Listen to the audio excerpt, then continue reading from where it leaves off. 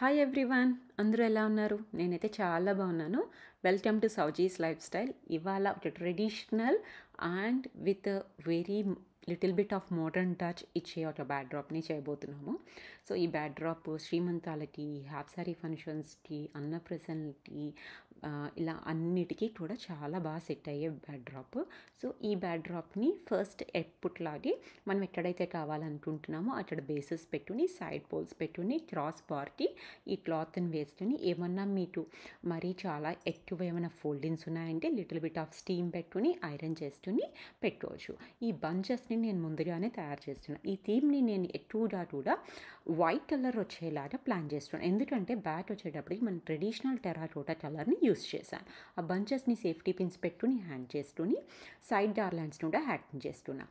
ఇక్కడ నేను short cross బార్స్ని పెట్టుకున్నాను ఏదైతే మన సైడ్ పోల్స్కి. మళ్ళీ ఫ్రంట్ స్టాండ్ పెట్టుకునే ముందునే ఫ్లోర్ మ్యాట్ వేసుకోవాలి. ఫ్లోర్ మ్యాట్ వేసుకుని అప్పుడు ఫ్రంట్ బేసెస్ పెట్టుకుని అక్కడ కూడా సైడ్ పోల్స్ పెట్టుకుని మళ్ళీ మిడిల్ క్రాస్ బార్ వేసుకోవాలి. ఈ సైడ్ ఏవైతే షార్ట్ క్రాస్ బార్స్ పెట్టడం వలన మనకి విత్ లిటిల్ బిట్ మోర్ వస్తుంది నార్మల్ గ్రిడ్ వేసుకునే దానికి. సో అలా ప్లాన్ చేసుకుని నేను ఇలా చేస్తున్నా. సో అదే దాని సైడ్ని దీనికి మీకు ప్లేస్ ఉండి మీరు ఇంకా ఎక్స్టెన్షన్ చేస్తున్నారు ఈ బ్యాక్ డ్రాప్ని అంటే మనం ఇంకా స్టాండ్ క్రాస్ బార్ని ఓపెన్ చేసుకుని మిడిల్కి క్లాత్ వచ్చేలా చేసుకుని సైడ్ ప్యానల్స్ పెట్టుకోవాలి. అప్పుడు ఈ మిడిల్లో ఈ షార్ట్ క్రాస్ బార్ని పెట్టుకుంటే బాగోదు. ఎందుకు అంటే మనం సైడ్ ఎక్స్టెన్షన్ చేసినప్పుడు అప్పుడు మళ్ళీ ఫ్రంట్ స్టాండ్ పెట్టుకుని గ్రిడ్ వేసుకుని జిప్ టైస్ మిడిల్ రాడ్కి వేసేసుకుంటాం కాబట్టి ఇంకా మిడిల్లో వేసిన మెష్ ఏదైతే ఉందో కదలదు. ఇక్కడ ఏంటినంటే నేను ఓన్లీ 10 ఫీట్కే చేస్తున్నాను కాబట్టి ఆ క్లోజ్డ్ లుక్ ఇవ్వడానికి నేను మిడిల్లో షార్ట్ క్రాస్ బార్స్ని కూడా యూస్ చేశాను. ఎవరైతే ఎక్స్టెన్షన్ చేస్తున్నారో ఈ బ్యాక్ డ్రాప్ని వాళ్ళకి మాత్రం నేను షార్ట్ క్రాస్ బార్స్ని సజెస్ట్ చేయను. సో అప్పుడు ఇలా షార్ట్ క్రాస్ బార్స్ వేయకుండా మిడిల్లో అది తీసేసి ఫ్రంట్ స్టాండ్ పెట్టేసుకుని ఈ మెష్ ఏదైతే ఉందో ఆ మెష్ని వేసేసుకుని జిప్ టైస్ వేసుకుని మనం సెక్యూర్ చేసుకోవాలి. సో ఆ మెష్కి నాకు ఎక్కడైతే గార్లాండ్స్ కావాలి అని అనుకుంటున్నానో ఆ గార్లాండ్స్ని అన్నిటినీ కూడా హుక్తో కానీ జిప్ టైస్తో కానీ సెక్యూర్ చేసుకోవాలి. సో ఇక్కడ కూడా చూస్తే నేను మోస్ట్ ఆఫ్ ద గార్లాండ్స్ నేను వైట్ వచ్చేలాగే యూస్ చేశాను. సో ఇక్కడ ఫ్రంట్ ఏదైతే మనం రాడ్ పెట్టామో దానికి బ్యాక్ ఉన్న మెష్ ఏదైతే ఉంటుందో ఎగ్జాక్ట్లీ దానికి అక్కడ నేను ఈ యూ గార్లాండ్స్ని జిప్ టైస్ వేసుకొని సెక్యూర్ చేసుకుంటున్నా. సో అలాగే 3 యూస్ని చేసా.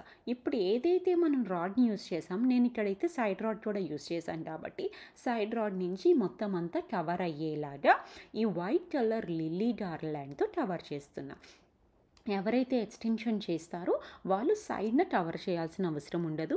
వాళ్ళు ఫ్రంట్ రాడ్ ఆ మిడిల్ రాడ్ ఒక్కటి మాత్రం ఆ వైట్ లిల్లీ రజనీతో మనం క్లియర్గా జిప్ టైస్ వేసుకొని నీట్గా సెక్యూర్ చేసుకోవచ్చు.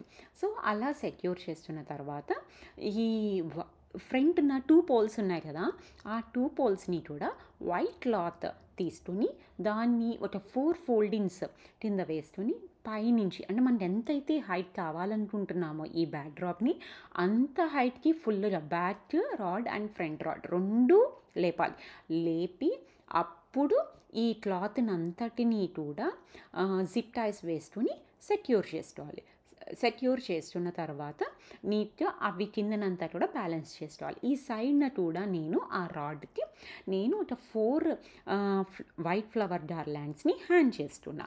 సో ఫ్రంట్ ఏదైతే వైట్ క్లాత్ వేస్తున్నా అక్కడ కూడా బ్యాక్ ఏదైతే గార్లాండ్స్ యూస్ చేశానో అది యూస్ చేసి ఫ్లోర్ అరేంజ్మెంట్స్ అన్నీ కూడా ఆ కలర్కి మ్యాచ్ అయ్యేలాగా అన్నీ అరేంజ్ చేస్తున్నా. సో ఇందులో brass items, side flower arrangements, so ఏవైతే అవైలబిలిటీ ఉన్నాయో దాని ప్రకారంగా ఈ థీమ్కి మ్యాచ్ అయ్యేలాగా నేను ఈ డెకార్ని రెడీ చేశాను.